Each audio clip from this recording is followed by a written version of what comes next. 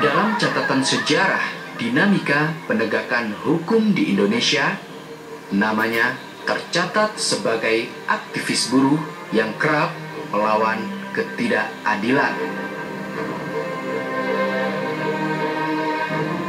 Ia adalah seorang buruh yang memperjuangkan tuntutan-tuntutan yang bersahaja. Namun, sosok perjalanan hidupnya yang berakhir tragis telah membangkitkan kesadaran luas akan pentingnya hak asasi manusia.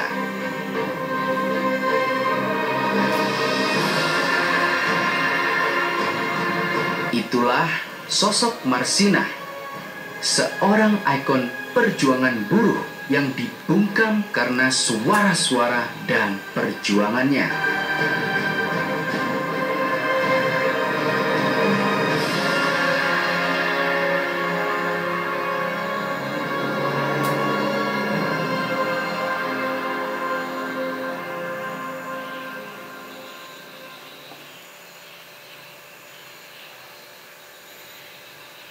Kalau saja dalam kesunyian mencekam yang dirasuki hantu-hantu ini, aku bisa merasakan sunyi yang sebenar-benarnya sunyi.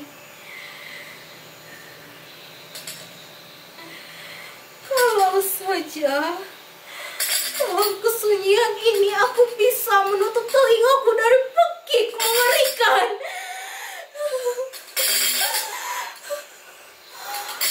Dari rasa lapar,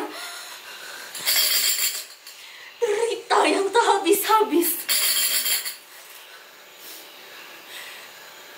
Kalau saja sesaat saja aku diberi kesempatan merasakan diriku adalah milikku sendiri.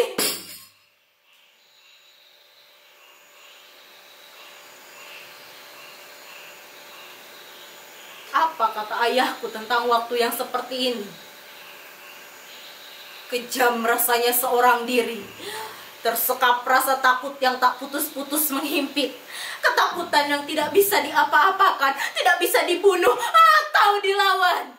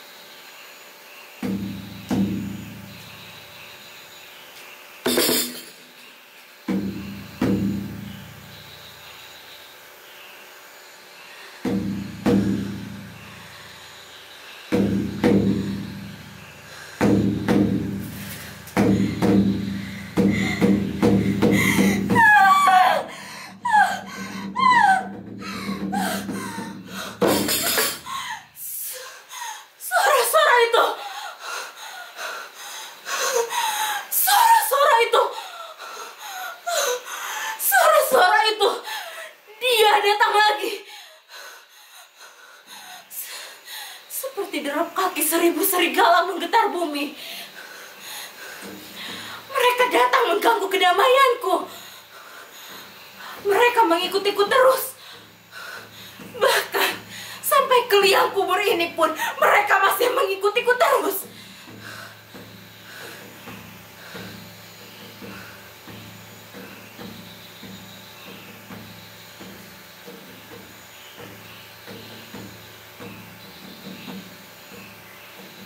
Kalau betul maut adalah tempat menemu kedamaian, kenapa aku masih seperti ini?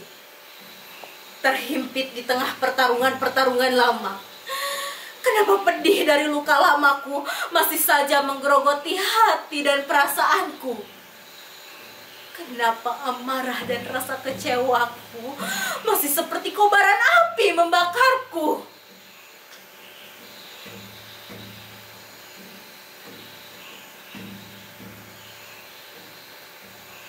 dengan berbagai cara. Nek Pura, nenekku, dia mengajarkan kepadaku tentang kepasrahan. Dia mengajarkanku bagaimana menjadi anak yang menerima dan pasrah. Pasrah itu jugalah yang kemudian menjadi kekuatanku, yang membuatku selalu tersenyum menghadapi kepahitan yang bagaimanapun. Kemiskinan keluargaku yang melilit, pendidikanku yang harus terputus di tengah jalan. Perempuan itu jugalah yang mengajarkanku betapa hidup membutuhkan kegigihan. Tapi kegigihan yang seperti apa yang bisa aku berikan sekarang? Pada saat mana aku sudah menjadi arwah seperti ini dan mereka masih mengikutiku terus.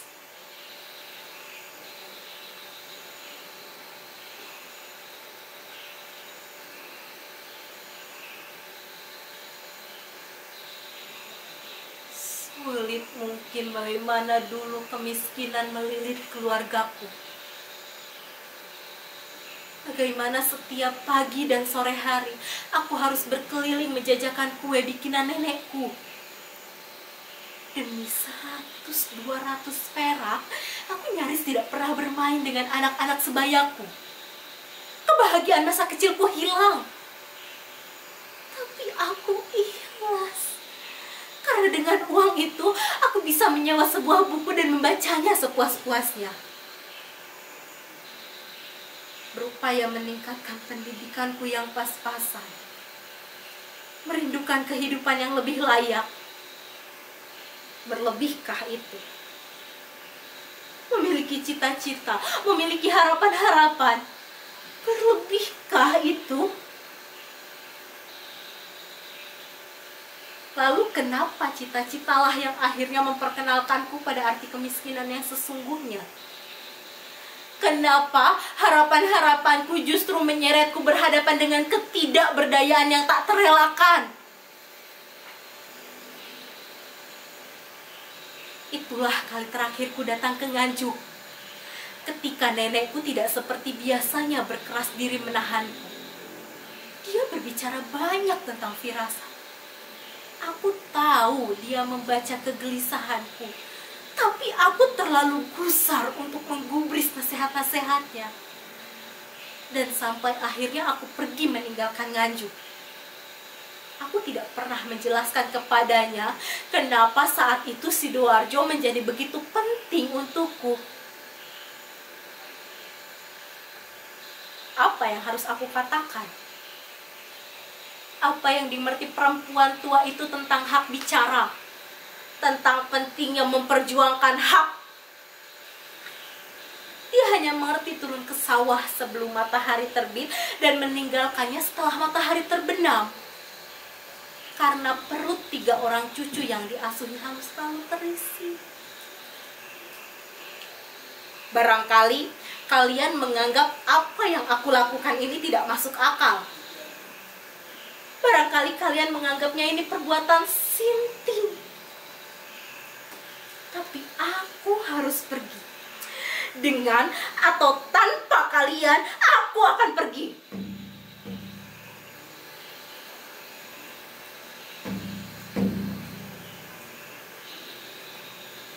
Setelah 4 tahun lebih aku merasa mati sia-sia. Tiba-tiba mereka kembali mengungkit-ungkit kematianku. Kematian Marsinah murni kriminal. Kematian Marsinah tidak ada hubungannya dengan pemogokan buruh. Kematian Marsinah berlatar belakang balas dendam.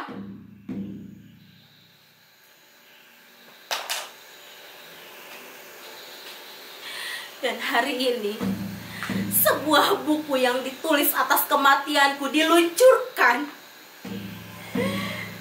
Gila.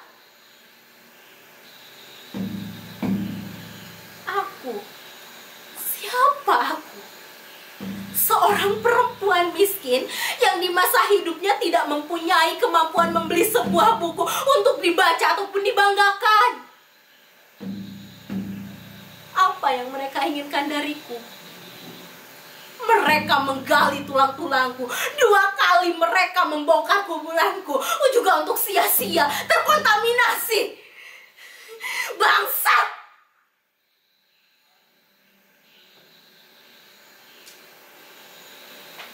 Ini mungkin bagian yang paling aku benci.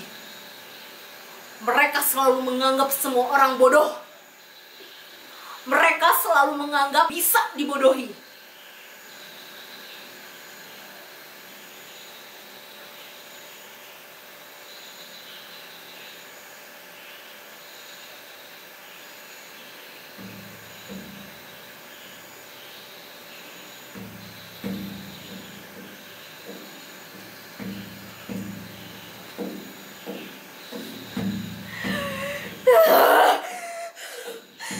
Suara-suara itu, suara-suara itu, mereka mengikutiku terus. Aku tahu mereka akan terus menggangguku. Aku tahu mereka akan menggangguku lagi. Aku tidak takut. Aku tidak takut. Aku akan menunggu peradilan agung itu tiba dan aku akan menghadapi mereka di sana.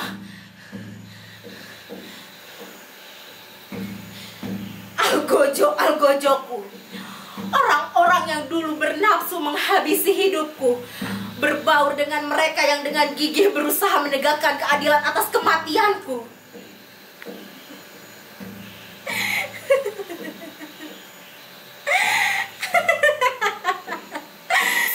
Lalu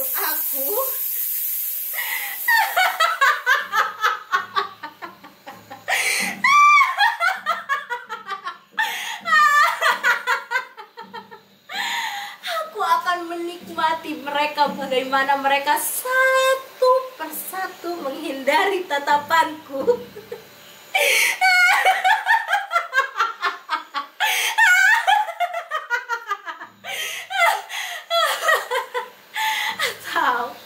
Atau menundukkan kepala, atau lari lintang kukang dikejar dosanya sendiri.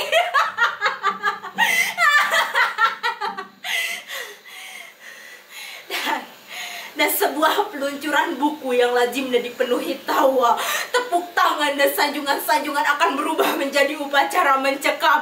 Marsina muncul menggugat, belati berlumur darah itu muncul di hadapan matamu. Setelah sekian lama kau mengira kau telah berhasil menghabisi hidupnya dari tuntutan keadilan.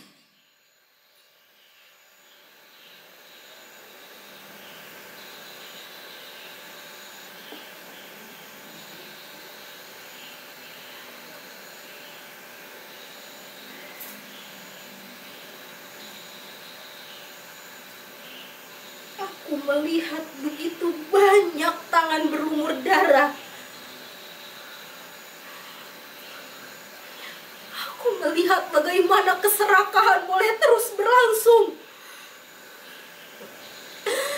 Para pemilik modal boleh terus-menerus mengeruk keuntungan. Para manajer dan para pemegang kekuasaan boleh terus-menerus bercengkrama di atas setiap tetes keringatku. Tapi seorang buruh kecil seperti diriku berani membuka mulutnya menuntut kenaikan upah.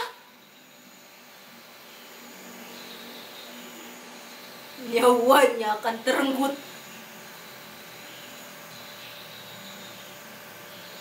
Dan sekarang lihat bagaimana mereka menjadikan kematianku sebagai jembatan emas demi kemanusiaan, demi ditegakkannya keadilan, demi perbaikan nasib buruh. Memperbaiki nasib buruh dari 1.500 menjadi 1.700, dari 1.700 menjadi 1.900. Satu gelas teh manis di pagi hari, satu mangkuk bakso di siang hari, dan satu mangkuk lainnya di malam hari. Itulah kebahagiaan mereka tentang kebahagiaan seorang buruh yang dituntut untuk menyerahkan seluruh tenaga dan pikirannya tanpa boleh mengeluh. Memperbaiki nasib buruh. Mana mungkin kematian buruh kecil seperti diriku mampu memanusiakan buruh di tengah bangsa yang sakit.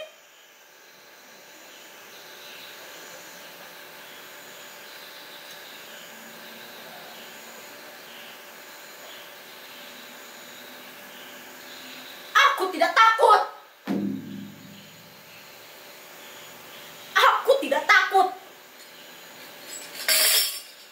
tidak takut.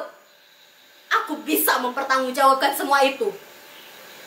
Masa hidupku yang terhempas-hempas, yang terus-menerus dihantui rasa takut, bisa mempertanggungjawabkan semua itu. Bangsa yang bagaimana yang kalian harap aku menyebutnya? Aku menangis-nangis mencari sesuap nasi di sana, sambil terus-menerus tersandung-sandung dikejar-kejar ancaman-ancaman dan gertakan-gertakan kalian. Aku disiksa di sana, dibunuh dengan keji. Begitu mereka mematikanku, begitu mereka merenggut seluruh hak hidupku. Bangsa yang bagaimana yang kalian harap aku menyebutnya? Bangsa yang bagaimana?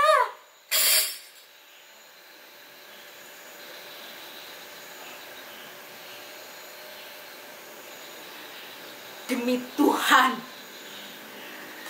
bagiku kalian adalah fakta yang paling menyakitkan.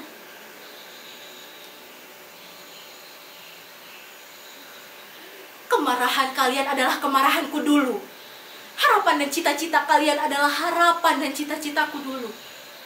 Cita-cita yang sederhana sebenarnya untuk mengorbankan satu kehidupan.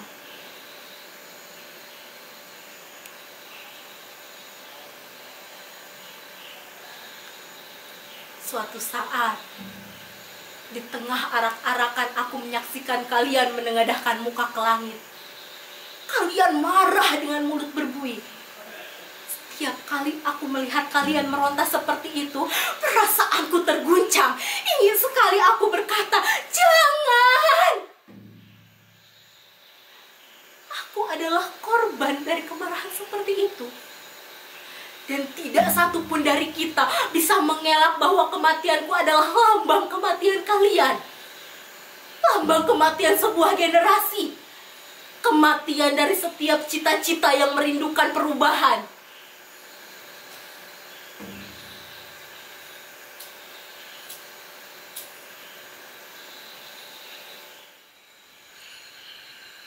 Apa yang harus aku katakan pada kalian? Aku tahu menolak adalah hak kalian. Hak yang paling asasi dari setiap umat. Tapi lihat perjalanan apa yang telah kalian peroleh dari apa yang menimpa diriku.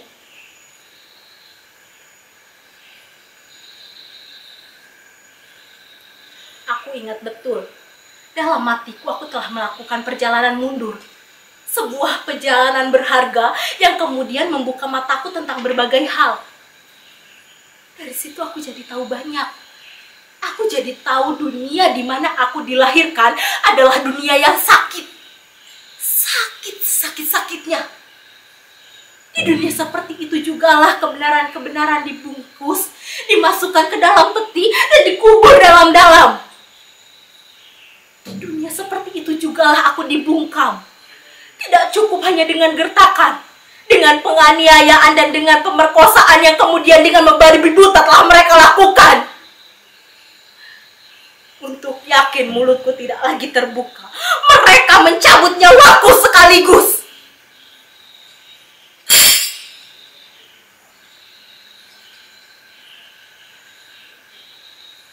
Kalian pasti tidak tahu seberapa banyak kebenaran yang aku ketahui, yang harus kalian ketahui. Karena sebagai warga masyarakat, kalian berhak untuk itu. Aku tidak membaca apa-apa di sini. Berita yang kalian dapatkan hanyalah berita yang boleh kalian dapatkan, bukan yang berhak kalian dapatkan.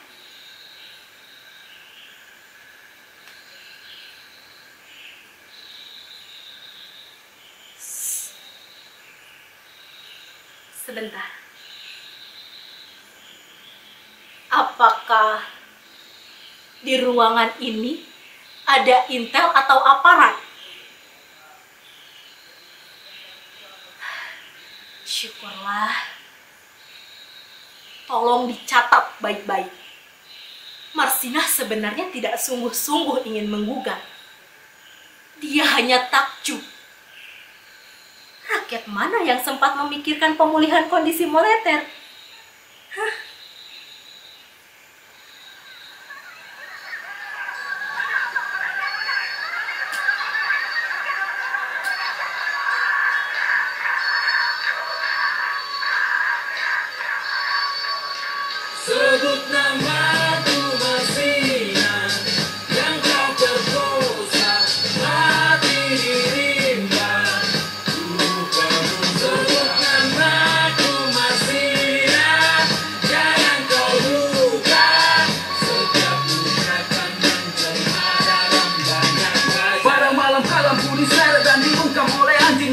bernyali hanya saat senjata ditenteng militer yang adil hanya dongeng mereka.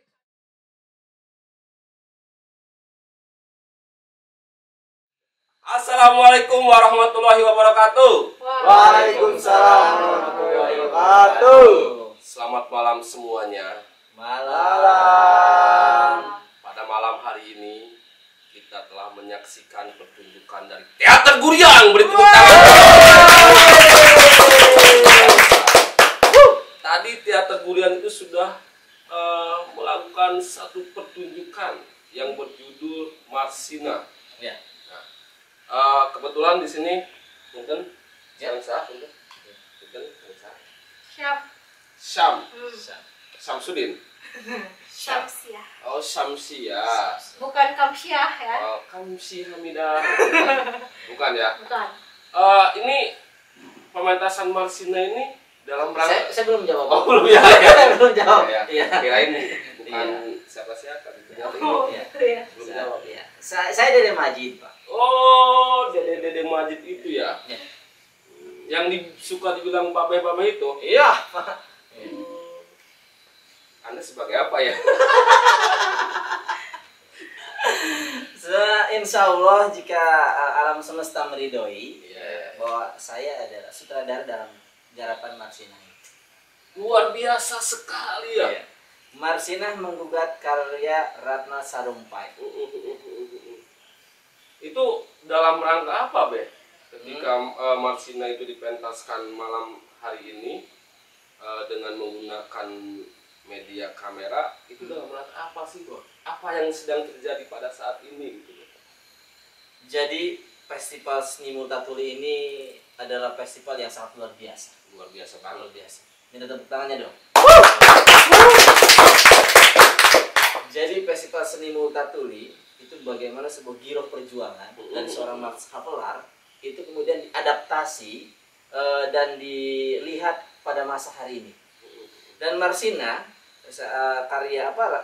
Marsina menggugat karya Ratna Sarumpait, mencoba untuk menggugah perjuangan itu, bagaimana seorang pahlawan, bagaimana seorang perempuan yang di dalam sebuah kecamuk konflik negara itu dia masih mampu mempertahankan idealismenya menjadi seorang yang berbuat untuk orang banyak. Seperti halnya Multatuli pada saat itu, dia berbuat untuk orang banyak, dan ya kita tahu sampai hari ini dia menjadi sosok yang sangat penting dalam dalam sebuah kisah perjuangan di Indonesia ini. Jadi sangat konteks sekali gitu ya, Konteks dengan sekali. kejadian yang saat ini dan kejadian waktu zaman Max Havelaar itu ya. Ya. Dalam benang merah sebuah perjuangan. Ya, sama-sama perjuangan. Perjuangan. Kepada aktor sendiri, apa sih rasanya memainkan tokoh Marsina itu?